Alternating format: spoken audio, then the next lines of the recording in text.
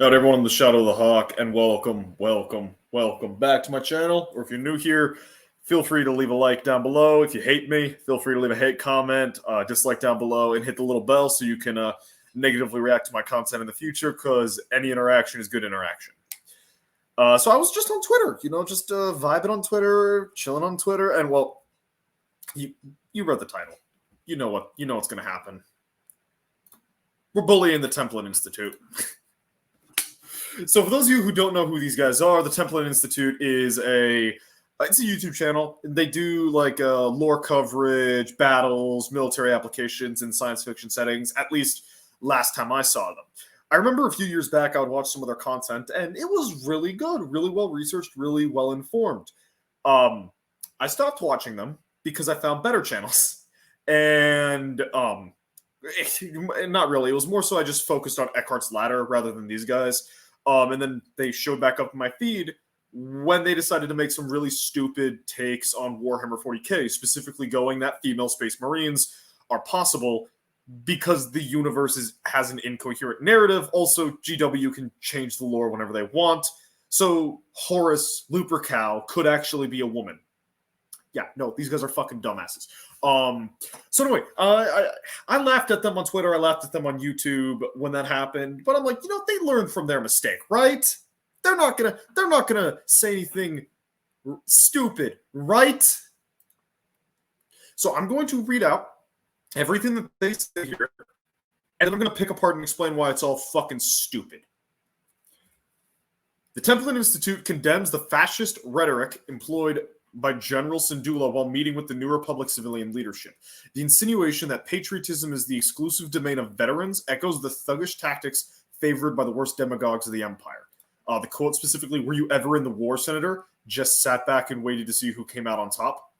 The civilian oversight of military policy may not be conducive to the whims of high-ranking individuals, but is necessary to ensure they operate in ways consistent with democratic values and the rule of law. Invoking one's wartime service as a weapon in discussions concerning national policy sidelines meaningful debate in favor of an artificial militarist hierarchy. It is antithetical to the values of the New Republic and disgraceful conduct from one of its generals.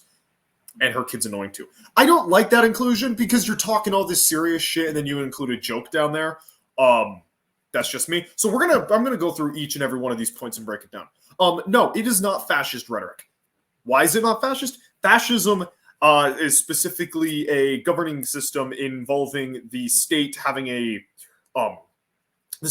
direct control in the industry and economy, such as, if the United States were to have someone overseeing Apple, and Apple is allowed to operate by itself, but if they started doing something they didn't like, then that individual who oversees Apple would be able to step in and make various reforms and changes and possibly even co-opt the entire company.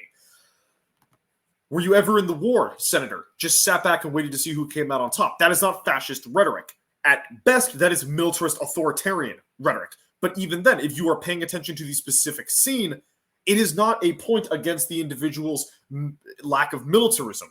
Rather, it is a point stating that this is someone who didn't fight for the New Republic, didn't fight for the dream of the Rebel Alliance. This is someone who sat back and waited for something to happen. There were many people in the Rebel Alliance who were not combatants, who weren't even part of the military arm, people who were propagandists, people who spoke out against the Empire, people who smuggled refugees off-world. The insinuation of this quote is that this is someone who did not fight, someone who did not do anything for the Rebel Alliance, and is merely celebrating the fruits of the labor of those who actually did the work. Here, hold on, let me switch this so you guys can see. That looks horrendous. That looks better. That's the point that the quote is trying to make. Not that she thinks only the military should be in charge.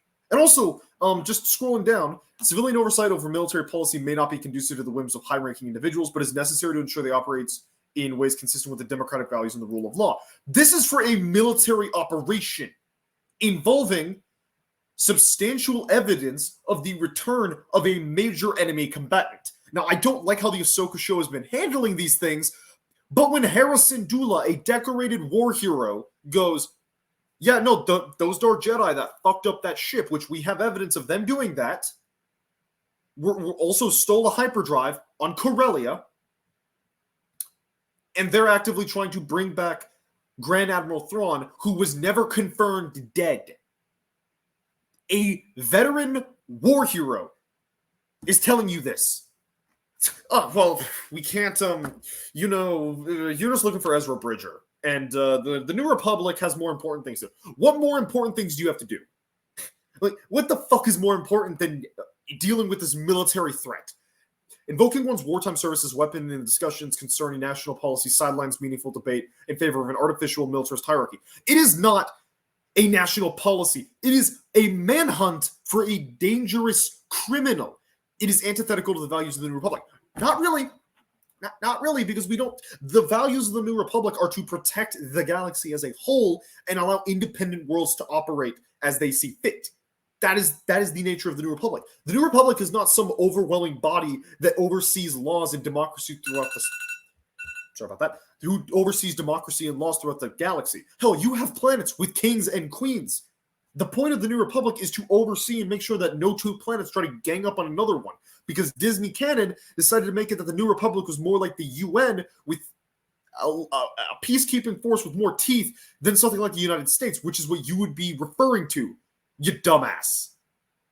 I didn't think. I'm going to get back to my face. I didn't think the take that they had about female Space Marines could have been topped. But this is certainly one of the dumbest things I've seen come out of anyone's, well, not mouths, typed out on Twitter. And mostly because it horribly misunderstands that quote, but is also coming from the mouth of someone who doesn't fucking understand what fascism or authoritarianism or militarism is. Sling tells me that this person would read Robert Heinlein's Starship Troopers, look at that, and go, this argues for Nazism. Why? Oh, well, because to get to vote, I need to actually be worthy of getting the right to vote. Anyway, that's my take on this. If you guys want to join the conversation, feel free to down in the comments down below. If you want to call me a dumbass or hate me or whatever, go right ahead. I don't fucking care. Thank you for watching. Thank you for all my shield bullshit. Have a good day. See you next time. And please join the conversation. It'd be great to hear your opinions.